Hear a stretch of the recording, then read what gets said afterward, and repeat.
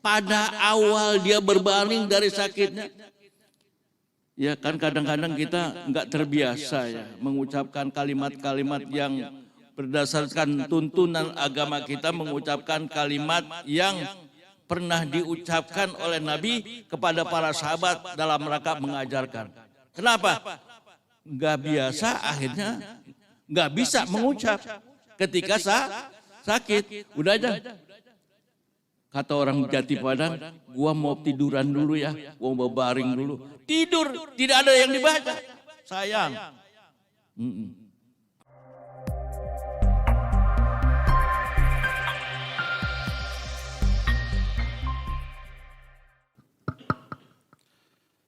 Allahumma salli wa sallim wa barik alaih.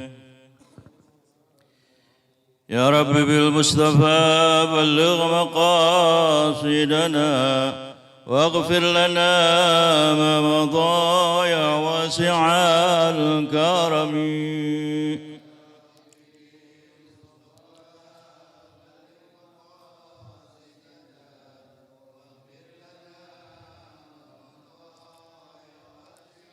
يا أكرم الخلق ما لمن ألوذ به سواك عند حلول الحادث العامم.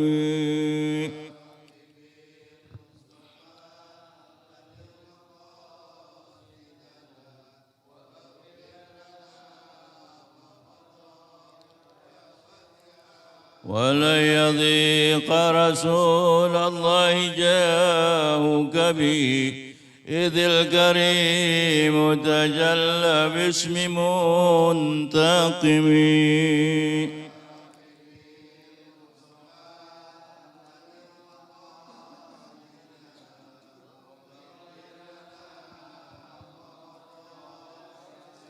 فإن من جودك الدنيا وضرتها ومن علومك علم اللوح والقلم.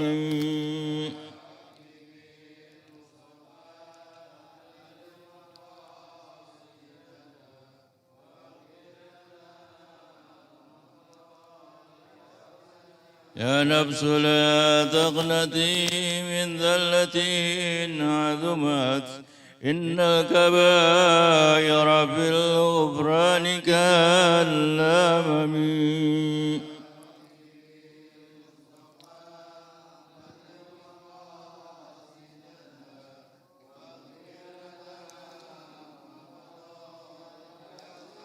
لعل رحمة ربي حين يقسمها تأتي على حسب العزان بالقسم.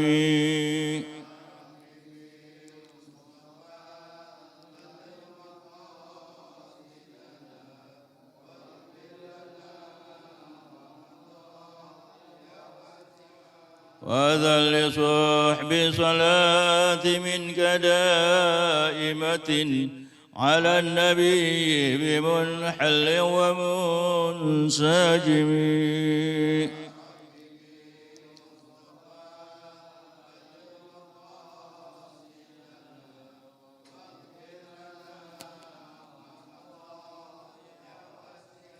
والآل وصحب ثم التابعين لهم أهل التقى والنقى والحلم والكرم.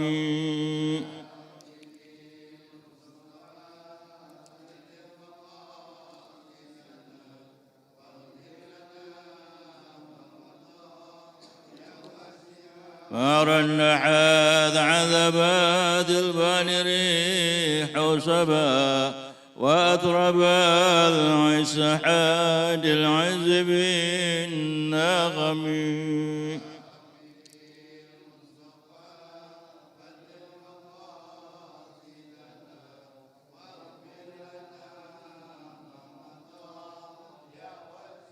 اللهم صل وسلم وبارك عليه. بسم الله الرحمن الرحيم. الحمد لله رب العالمين والصلاة والسلام على أشرف الأنبياء والمرسلين سيدنا وحبيبنا وشفيعنا ومولانا محمد وعلى آله وصحبه أجمعين فإن أصدق الحديث كتاب الله وخير الهدى هدي رسول الله صلى الله عليه وسلم فإن شر الأمور محدثاتها وكل محدثة بدعة وكل بدعة ضلالة وكل ضلالة في النار. فقال المصنف رحمه الله تعالى وآدم النفع به وبعلومه في الدارين آمين. Bapak sekalian anggota Majelis Ta'lim Al-Merabu Masjid Jami Baitur Rahman yang dimuliakan Allah Subhanahu wa taala.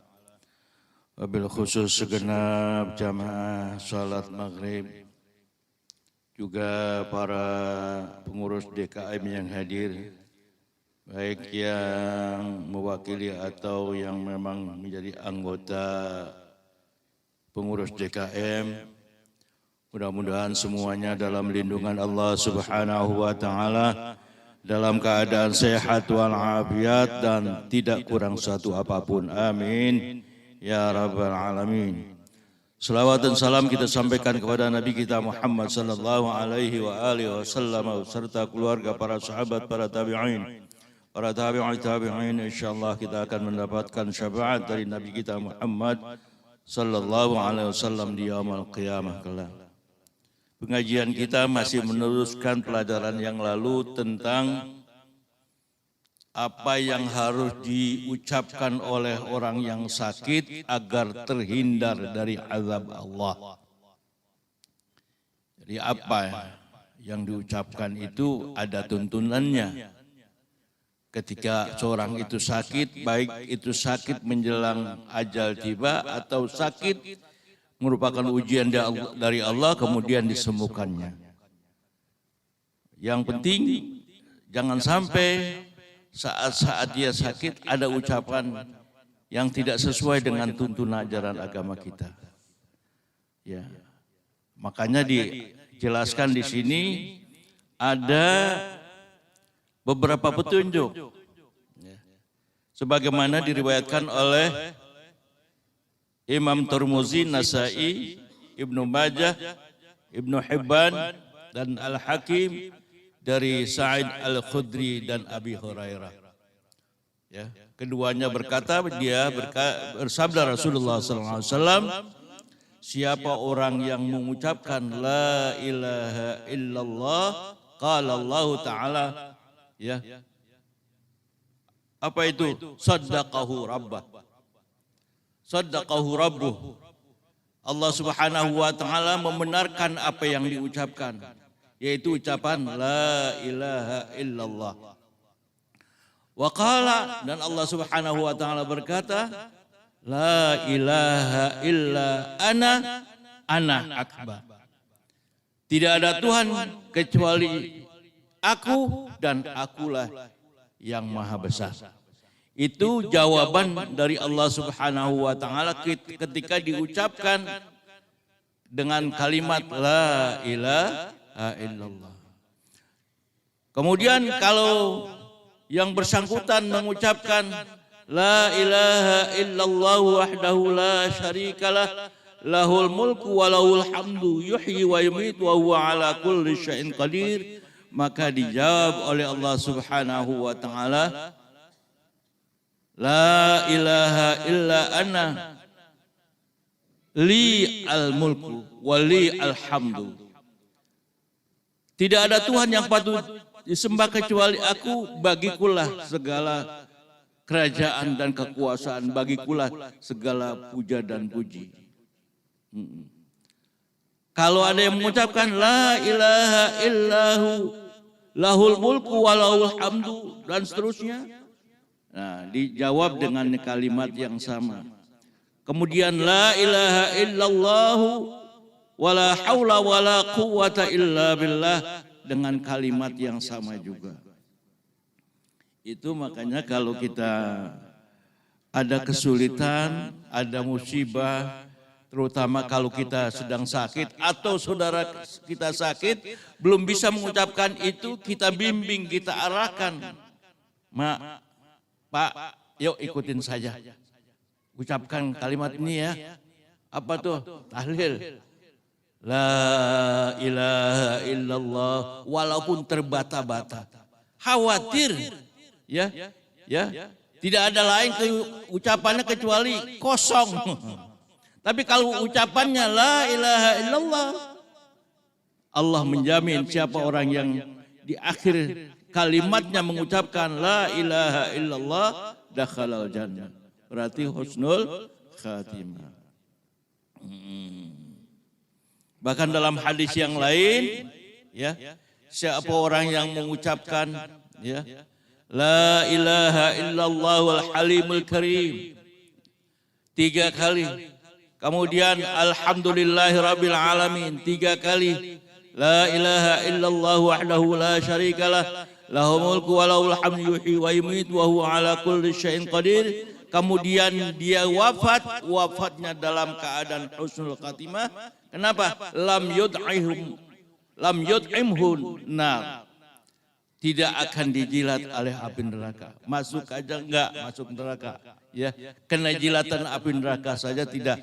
Kalau dia mengucapkan la ilaha illallahul halimul karim 3 kali, alhamdulillahirabbil alamin 3 kali, ya, la ilaha illallah wahdahu la syarikalah lahul mulku wa lahul hamdu yuhyi wa yumiitu wa huwa ala kulli syai'in qadir.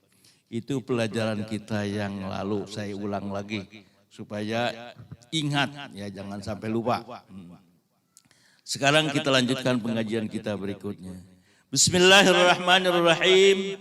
Wa an Abi Hurairah radhiyallahu anhu qala, dari Abi Hurairah radhiyallahu anhu dia berkata, qala Rasulullah sallallahu alaihi wasallam, bersabda Rasulullah sallallahu alaihi wasallam, ala ukhbiruka bi amrin haqqin man takallama bihi fi awali muddi'atin min maradihi najahullahu minan nar.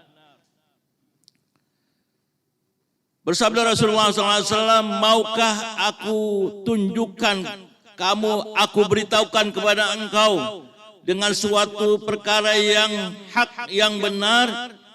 Siapa orang yang mengucapkannya pada awal pertama dia berbaring dari sakitnya, Allah akan selamatkan dirinya dari api neraka.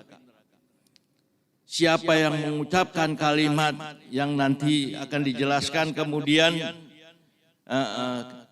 pada awal dia berbaring dari sakitnya, Allah akan selamatkan. Yang diajak bicara siapa? Para sahabat. Ya. Sahabatnya siapa? Di sini dijelaskan Abu Hurairah. Di samping Abu Hurairah ada sahabat-sahabat yang lain tentunya. Apa jawabnya? Bala. Iya ya Rasulullah, mau. Ya. Kalau engkau akan memberitahukan aku satu perkara yang apabila perkara itu aku ucapkan pada awal aku berbaring dari sakitku, aku akan diselamatkan oleh Allah Subhanahu wa taala. Ya, mau gitu ya. Qala, Nabi kita Muhammad sallallahu alaihi wasallam bersabda, la ilaha illallah yuhyi wa yumitu wa huwa hayyun la yamutu. Yaitu ucapan la ilaha illallah, tiada Tuhan yang patut disembah kecuali Allah Subhanahu wa taala yang Maha menghidupkan dan Maha mematikan, dan Dialah yang hidup dan tak pernah mati. Siapa orang yang mengucapkan kalimat itu pada awal dia berbaring dari sakitnya? Ya kan kadang-kadang kita enggak terbiasa ya mengucapkan kalimat-kalimat yang berdasarkan tuntunan agama kita, mengucapkan kalimat yang pernah diucapkan oleh Nabi kepada para sahabat dalam rangka mengajarkan. Kenapa? Enggak biasa, akhirnya enggak bisa mengucap ketika sakit. Udah aja.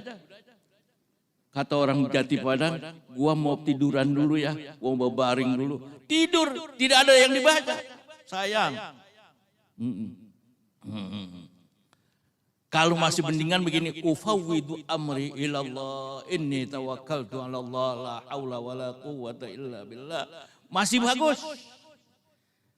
Kenapa? Artinya, aku serahkan diriku dan aku bertawakal kepada Allah Subhanahu wa taala. Aku berserah diri saat dia berbaring karena sakit.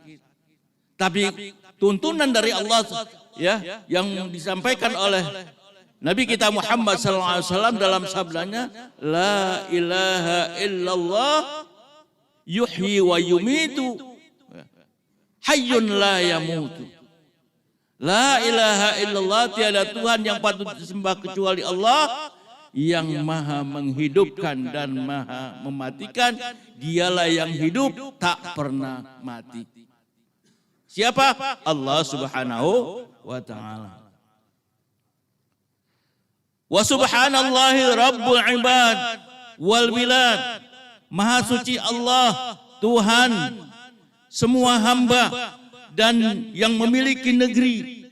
Walhamdulillahi hamdan katsiran mubarakan fihi. Segala puji bagi Allah, pujian yang segala sebanyak-banyaknya, yang baik-baik dan penuh keberkahan di dalamnya, ala kulli hal, dalam setiap keadaan. Itu lanjutan daripada la ilaha illallah yuhyi wa yumitu hayyun la yamut subhanallahi rabbul bilad rabbul ibad wa rabbul bilad. Itu yang kita ucapkan. Baru hamdan katsiran mubarakan fihi, ya. Segala pujian bagi Allah, alhamdulillah, ya. Hamdan katsiran mubarakan fihi, tayyiban mubarakan. Kita tambah dengan tayyiban mubarakan. Lebih lengkap lagi. Ala kulli hal, di atas setiap keadaan. Allahu akbar. Allah yang maha besar. Ini ucapan-ucapan yang memang kalau kita mau hafalkan insya Allah hafal. Cuma sayang nggak punya fotokopi. Kalau punya fotokopi, masjid ini difotokopi, bagikan kepada jamaah baca. Pulang udah punya oleh-oleh. Apa malam ini pengajian kita tentang ya bacaan saat kita lagi sakit, mau berbaring, baringnya membaca ini. Tuntunannya jelas dari Rasulullah Sallallahu Alaihi Wasallam. Masya Allah. Dan lagi indah sekali kalau saat kita sakit kita menyebut ya nama-nama Allah Subhanahu Wa Taala. Allah yang maha besar, Allah yang maha agung, Allah yang maha berkah, Allah yang maha segalanya. Kita sebut dalam sakit kita, insya Allah. Dengan sebutan yang kita sampaikan kepada Allah maha mendengar, Allah maha melihat. Semua yang diucapkan oleh yang sakit, didengarnya kemudian diringankan sakitnya. Itu tujuannya. Kadang-kadang kita enggak ngucapin itu, ya. Coba dibiasakan, insya Allah bisa. Dan nanti kalau sudah terbiasa, enggak ada ucapan yang lain kecuali itu. Apalagi kalau kita sakit, ya, sampai sehat lagi, alhamdulillah, maghfurun lah. Dia dalam keadaan mendapat ampunan dari Allah Subhanahu wa Ta'ala. Kibriya'u Rabbina wa jalaluhu wa qudratuh, ya, yang maha besar, ya, keagungan Tuhan kami yang maha agung dan maha besar kekuasaannya, bikulli makanin, pada setiap tempat, ya. Ini ucapan-ucapan. Makanya kalau kita mau berdoa, ucapan-ucapannya didahului dengan pujian-pujian kepada Allah Subhanahu wa Ta'ala. Contohnya apa? Kalau kita mengucapkan ya tuntunan dalam sholat, apa yang harus kita baca sebagai rukun salat? Surah Al-Fatihah. Alhamdulillahi rabbil alamin. Segala puji Tuhan, Segala puji bagi Allah Tuhan serusak sekalian alam. Ar-Rahmanir Rahim, yang maha pengasih lagi maha penyayang. Maliki Yaumiddin, yang memiliki, yang menguasai hari kemudian. Terus Iyyaka na'budu. Di sini sentral permintaannya, kepada engkaulah kami menyembah. Pernyataan sikap seorang hamba setelah menyampaikan uraian pujian. Jangan belum apa-apa, Allahumma, Allah. Puji dulu. Uraikan pujian-pujian kita kepada Allah Subhanahu wa taala. Ya Allah, ya Tuhan kami, Engkau yang maha agung. Engkau maha pemurah lagi maha pengasih. Engkaulah yang menguasai segalanya. Atas kekuasaan-Mu jua ya Allah, berikan kami kemudahan dalam segala usaha. Jadi puji Allah, jangan langsung isi doanya. Kalau doanya mau diterima, kalau doanya mau dikabul. Kenapa ya Ustaz? Ada yang nanya begitu. Saya sih sholat. Minta kepada Allah tiap waktu. Kalau sholat, habis sholat saya minta. Tapi kenapa nggak ada yang beres? Coba saya dengerin permintaannya. Saya tanya dulu. Saya baca begini Ustaz. Saya baca begini. Minta ya dimudahkan dalam usaha apa dan sebagainya. Ada yang kurang. Saya bilang, ucapkan alhamdulillahirabbil alamin.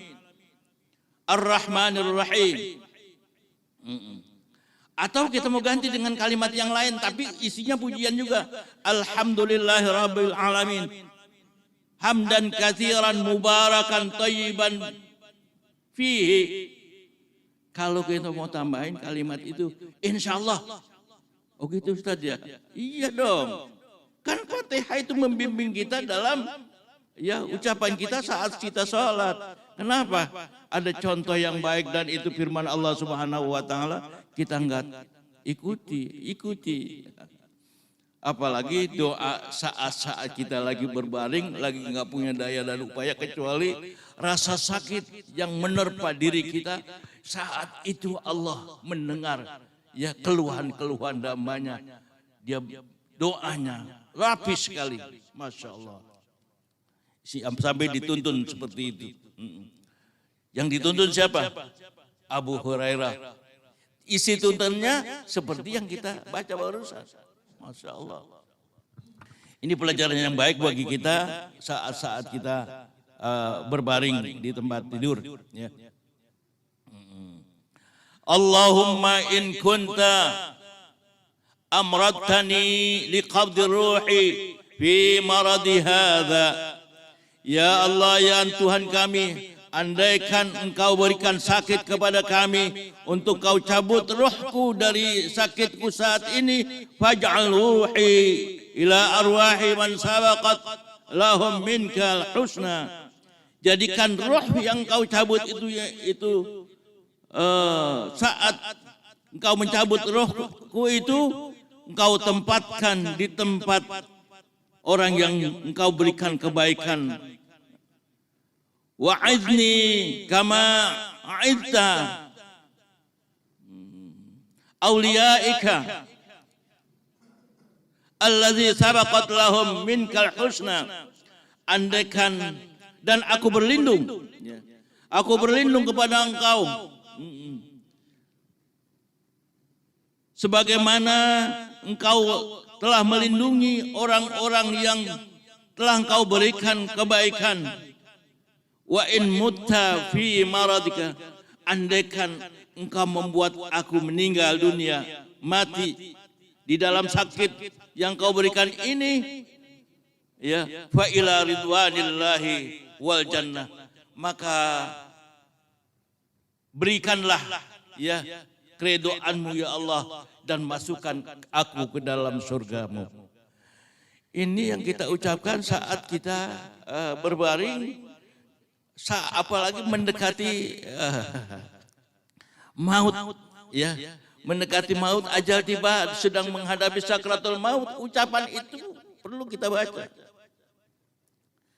Allahumma in kunta amradtani fi maradi hadza faj'al ruhi fi arwahi sabaqat lahum minka ya Allah.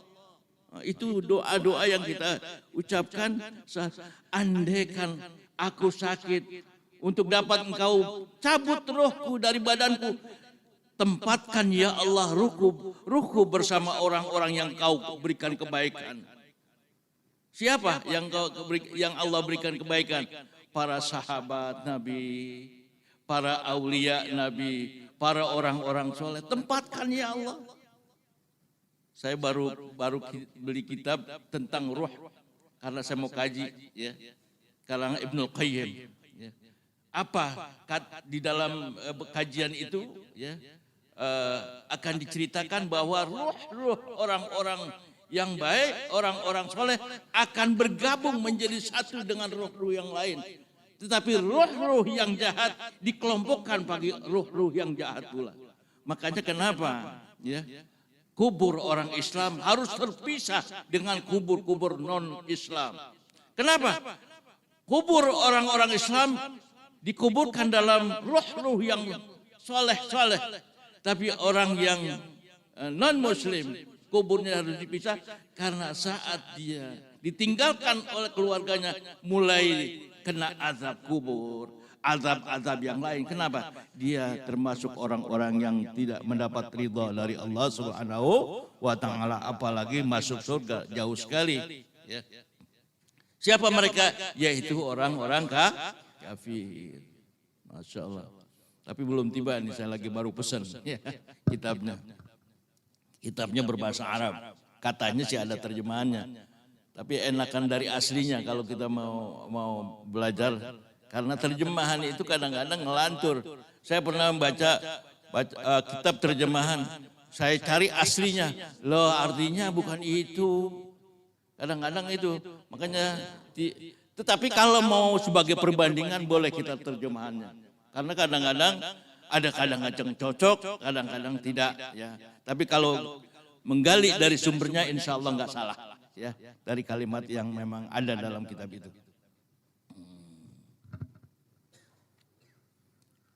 Ini lampunya yang saya nggak kelihatan apa lampunya ya. Kalau di Masjid Ar-Ridwan ada lampu tembak, jadi pas ke kitab saya bisa baca. Ya maklum udah tua, matanya kurang awasin.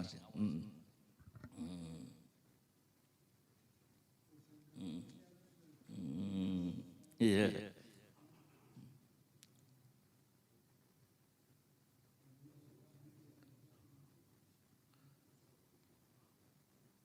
Wa in aqradtu dunuban taballahu alaik. Andaikan sudah aku terlanjur melakukan dosa, terimalah taubat kami kepada engkau, kepadamu ya Allah. Jadi kalau memang sudah pernah aku melakukan dosa, jadikan sakit ini menjadi sarana untuk bertobat kepadamu ya Allah. Ini doa-doa yang memang saat kita berbaring dari sakit, ya, yang perlu kita ucapkan. Andaikan sembuh, kalau sembuh dalam keadaan mendapat ampunan dari Allah Subhanahu wa taala. Itu sebuah permintaan, ya. Kalau sebuah permintaan, kalau apalagi yang minta, ya, orang-orang yang baik-baik. Kenapa? Salat 5 waktu enggak pernah ditinggal, sering ngajinya ke majlis-majlis taklim, datangnya meskipun andaikan dia perlu untuk hidup, ya kehidupannya diwarnai dengan nilai-nilai ajaran agama. Indah sekali, ya. Ini ucapan-ucapan yang harus kita ucapkan saat kita, ya, mendapatkan ujian dari Allah Subhanahu wa taala, yaitu sakit, ya, yang berkepanjangan. Atau memang sakit ringan pun bisa kita baca. Wa an Mu'ad, dari Mu'ad, man kana akhira kalamihi la ilaha illallah dakhala jannah. Ya, menurut Mu'ad bin Jabal, siapa orang yang akhir kalamnya, siapa orang yang akhir ucapannya mengucapkan la ilaha illallah, dia dijamin masuk surga. Ya. Nah, kalau yang ucapannya sudah sering mengucapkan la ilaha illallah.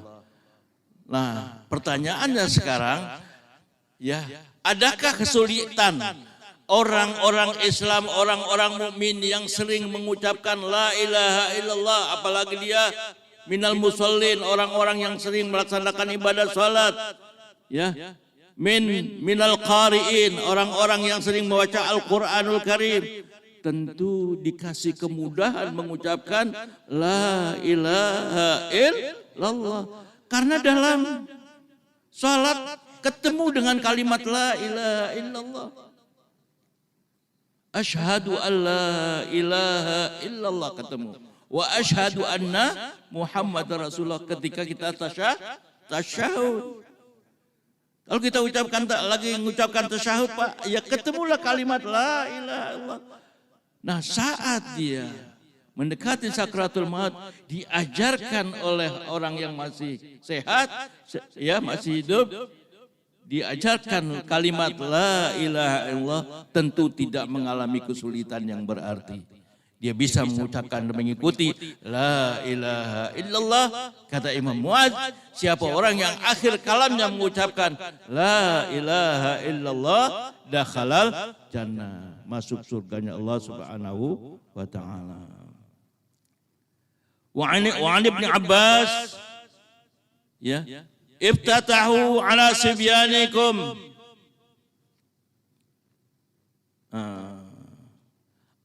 Awal kalimatin bila ilaha illallah walaqinuhum indal maut la ilaha illallah. Fa inna man kana awal kalamihi la ilaha illallah wa akhirih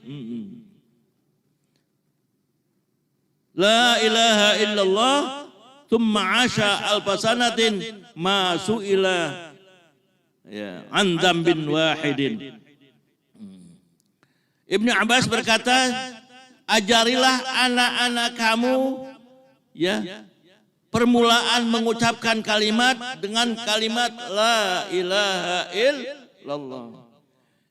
Jadi ajarkan anak-anak kita, belum kenal yang lain, ajarkan la ilaha illallah. Pernah nggak kita ngajarin?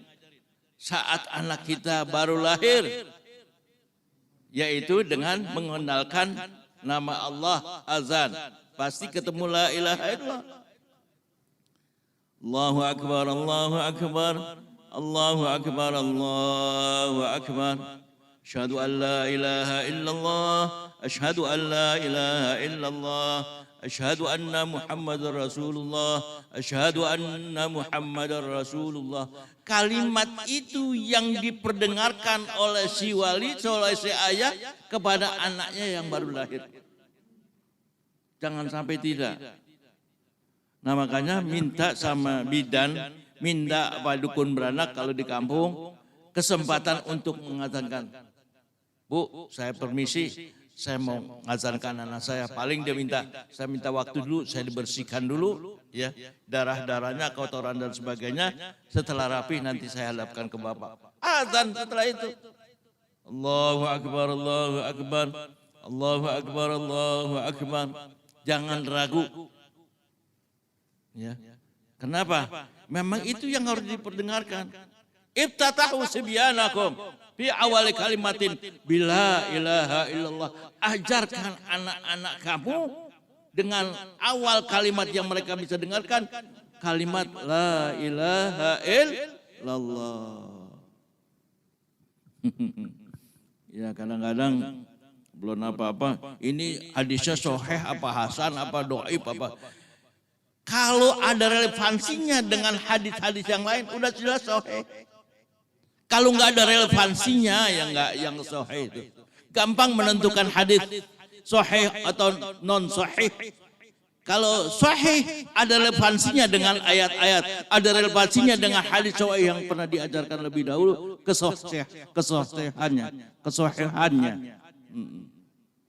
Kalau enggak baru, ya. Kita katakan ini hadisnya kayaknya janggal nih, didengarnya karena baru atau bagaimana. Ada sesuatu yang enggak pas. Nah, kalau hadis-hadis seperti ini memang relevan dengan ajaran untuk bisa kita perdengarkan, ya, awal kalimat, ya, kepada anak-anak kita yang baru dilahirkan.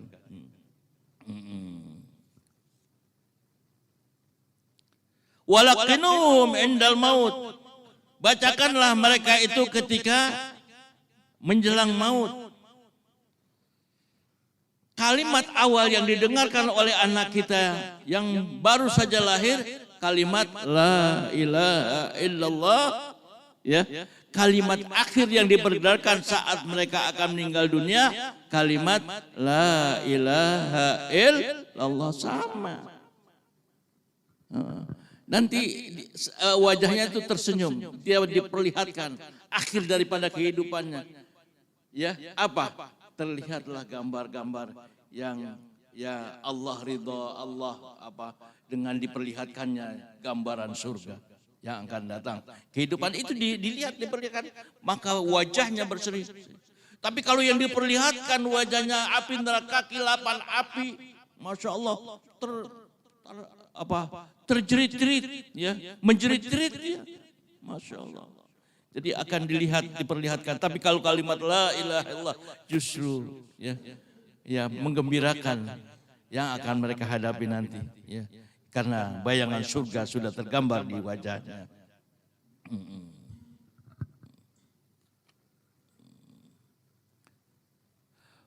Fa inna man kana awala kalamihi, man kana awalu kalamihi la ilaha illallah wa akhiru kalamihi la ilaha illallah thumma asha alfasanatin, ya.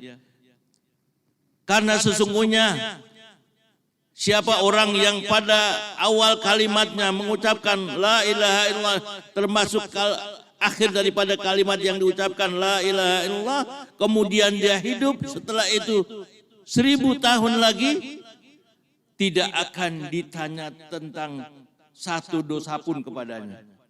Kenapa? Ya. Karena sudah ditutup dengan kalimat awal dengan la ilaha illallah, kemudian ditutup yang akhirnya dengan kalimat la ilaha illallah, sama. Awalnya la ilaha illallah, akhirnya juga la ilaha illallah. Cuma kalau dia masih bisa hidup 100 tahun, nanti ketika dia meninggal, ya, tidak akan ditanya lagi tentang dosa-dosa sedikit pun, ya, kesalahan sedikit pun. Karena sudah mendapat ampunan dari Allah Subhanahu wa taala. Wa an Maqqal bin Yasar ani Nabi sallallahu alaihi wasallam, dari Maqqal bin Yasar dari Nabi sallallahu alaihi wasallam, qala, dia bersabda, iqra'u ala mautakum Yasin. Bacakanlah, ya, terhadap orang yang akan meninggal di antara kamu surah Yasin. Nah, kalau mauta itu orang yang akan meninggal, berarti masih hidup. Tapi kalau alal mayyit, berarti udah meninggal. Nah, ini perintahnya, ajarkan, ya, kepada mereka atau bacakan kepada mereka yang akan meninggal, yaitu dengan membaca surah Yasin.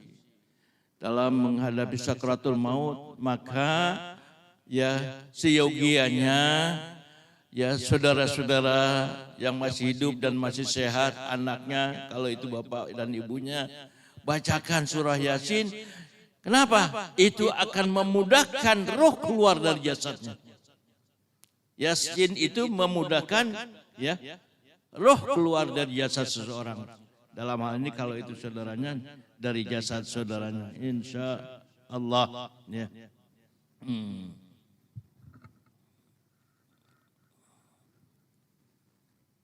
Warawa ma min mayyitin yuqra'u indahu Yasin illa hawanallahu alaihi.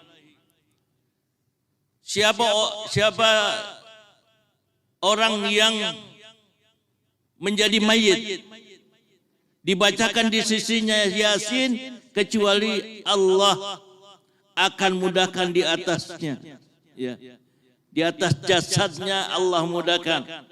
Nah, ini min mayyitin, ma min mayyitin, ya, berarti orang yang sudah meninggal dibacakan Yasin.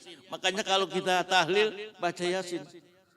Jadi ada hadisnya ada 2. Laqinu mautakum bi Yasin, bacakan orang yang akan meninggal dunia itu dengan juru Yasin. Ada hadis yang kedua, ma min mayyitin yuqra'u indahu ya illa hawanallahu alaih.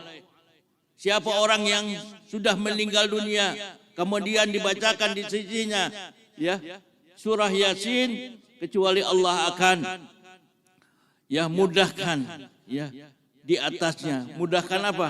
Mudahkan dalam hal hisab, mudahkan dia apabila ada kekurangan-kekurangan, jadi dimudahkan oleh Allah Subhanahu wa taala.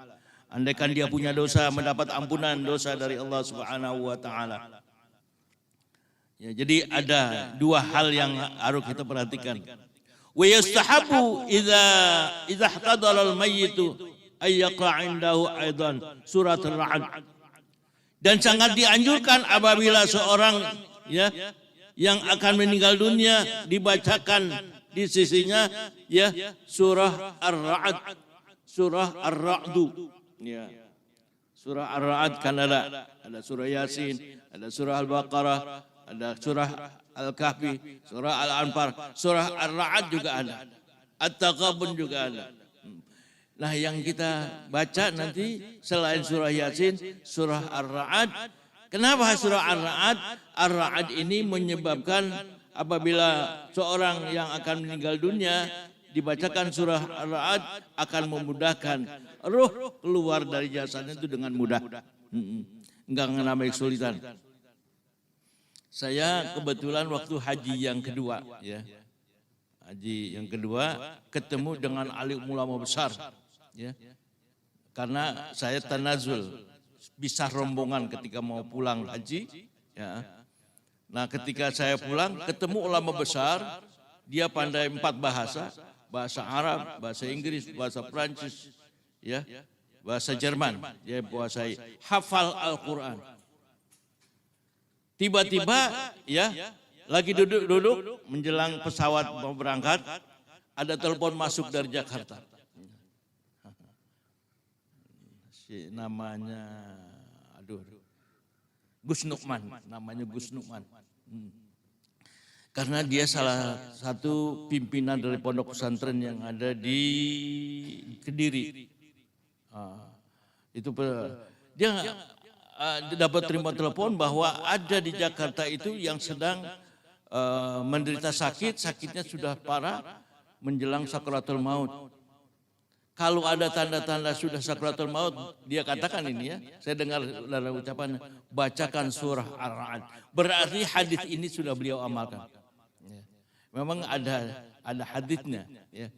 Siapa orang yang kalau memang sudah menjelang sakratul maut, ya bisa 2 yang dibacakan kepadanya, yaitu surah Yasin dan surah Ar-Ra'd. Kalau memang betul-betul sudah nggak mungkin lagi dia bisa hidup. Andaikan Allah cabut nyawanya, ambil ruhnya, ya insya Allah ruhnya ya dicabut dalam keadaan tenang, tidak mengalami kesulitan yang berarti. Insya Allah. Surah Ar-Ra'd. Iya, kalau iya itu termasuk. Iya. Pokoknya surah Ar-Ra'd sampai habis 1 surah hingga ruhnya memang keluar dari jasadnya. Jangan di separuh-separuh. Sama kalau kita membaca surah Yasin juga kan tidak separuh-separuh sampai selesai.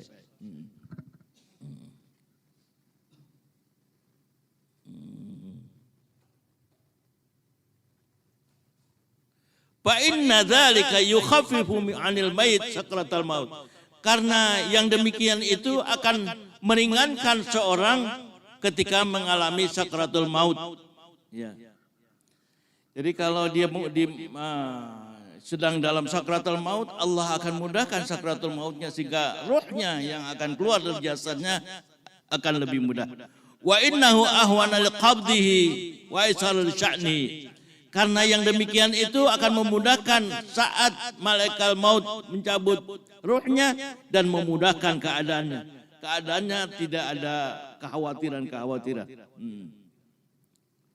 Wa dzakara jama'at, dan menyebutkan sekelompok ulama ya, An-nasiwak yusahilu khurujal ruh. Ya. Bahwasanya bersiwak itu akan memudahkan keluar ruh. Ada lagi yang ulama berpendapat bahwa kalau memang ada kesempatan untuk bersiwak, bersiwaklah. Ya. Itu bagi yang ada isyarat bahwa dia akan menjelang wafat. Ya. Listiyaqihi sallallahu alaihi wasallam inda mautih. Karena Rasulullah sallallahu alaihi wasallam ya bersiwak saat ya maut ajalnya tiba. Jadi ini ittiba kepada Rasulullah Nabi sallallahu alaihi wasallam saat diambil ruhnya oleh Allah, dia bersiwak dulu. Ya. Kemudian sudah bersiwak baru ajalnya keluar dari ya ruhnya keluar dari badannya. Artinya ajal telah tiba. Di Jakarta juga ada, Pak. Ya, saya pernah menengok seorang ulama besar di Jakarta yang memang pekerjaannya sulit kita cari kejelekannya sulit kalau menurut saya itu. Kenapa? Malam mengajar. Kemudian sholat 5 waktu memang dia punya masjid. Kemudian sholat malamnya tidak pernah kurang dari 50 rakaat, 40 rakaat. Dalam setiap malam. Ketika ajal mau tiba, dia minta saya permisi sama jamaah ya yang menjenguk dia sedang sakit, dia mau berwudu dulu, dia berwudu, kemudian mandi dulu tentunya, berwudu, mandi berwudu, kemudian dia sholat 2 rakaat, terus dia pakai gamis, pakai sorban, kemudian mohon izin saya mau berbaring. Saat berbaring itulah Allah Subhanahu wa taala cabut ajalnya. Begitu dilihat sudah enggak ada. Sudah meninggal dunia. Dalam keadaan punya wudu, dalam keadaan baru bersiwak juga. Memang senang bersiwak beliau itu. Ada ulama di Jakarta, ya, di daerah Tebet sana. Senang rasanya kita melihat ya ulama yang seperti itu, ya ketika ajal tiba dalam keadaan husnul khatimah, masya Allah. Sampai sekarang banyak peziarah-peziarah yang melihat. Dan kuburannya itu wangi, bukan disirami oleh kasturi, oleh minyak mawar, daun air mawar, bukan. Wanginya memang terpancar dari kuburnya ini, masya Allah. Sama kalau kita membuka makam Rasulullah SAW, bagi orang yang pernah hadir melihat makam Rasulullah di Madinah, itu wanginya luar biasa. Subhanallah, memang Allah ridho kepadanya. Wallahu a'lam bishawab. Udah waktu ya, udah ya. La ilaha illallah al-mawjud bi kulli zaman. La ilaha illallah al-ma'bud fi kulli makan. La ilaha illallah al-madhkur bi kulli lisan. لا إله إلا الله المعروف بالإحسان. لا إله إلا الله كل يوم وفي شان. لا إله إلا الله الأمان من زوال الإيمان ومن فتنة الشيطان. يا قديم الإحسان كم لك علينا من إحسان. إحسانك القديم يا حنان يا منان يا رحيم يا رحمن يا غفور يا غفار اغفر لنا وارحمنا وأنت خير الراحمين. الفاتحة. أعوذ بالله من الشيطان الرجيم. بسم الله الرحمن الرحيم. الحمد لله رب العالمين الرحمن الرحيم مالك يوم الدين. إياك نعبد وإياك نستعين. اهدنا الصراط المستقيم صراط الذين أنعمت عليهم غير المغضوب عليهم ولا الضالين. آمين. بسم الله الرحمن الرحيم. الحمد لله رب العالمين حمدا يوافي نعمه ويكافئ مزيده. يا ربنا وإلهنا لك الحمد ولك الشكر كما ينبغي لجلالك وعظيم سلطانك. اللهم صل وسلم على سيدنا محمد وعلى آل سيدنا محمد. اللهم اجعلنا يا كريم بتذكيرك منتفعين ولكتابك ورسولك متبعين وعلى طاعتك مجتمعين وتوفنا يا ربنا مسلمين والحقنا بالصالحين ووالدين أحبابنا والمسلمين. اللهم اجعل جمعنا هذا جمعا مرحوما وتفرقنا من بعده تفرقا معصوما ولا تجعل منا ولا معنا شقيا ولا معذورا ولا معدوما. ربنا آتنا في الدنيا حسنة وفي الآخرة حسنة وقنا عذاب النار. وصلى الله على سيدنا محمد وعلى آله وصحبه وسلم والحمد لله رب العالمين.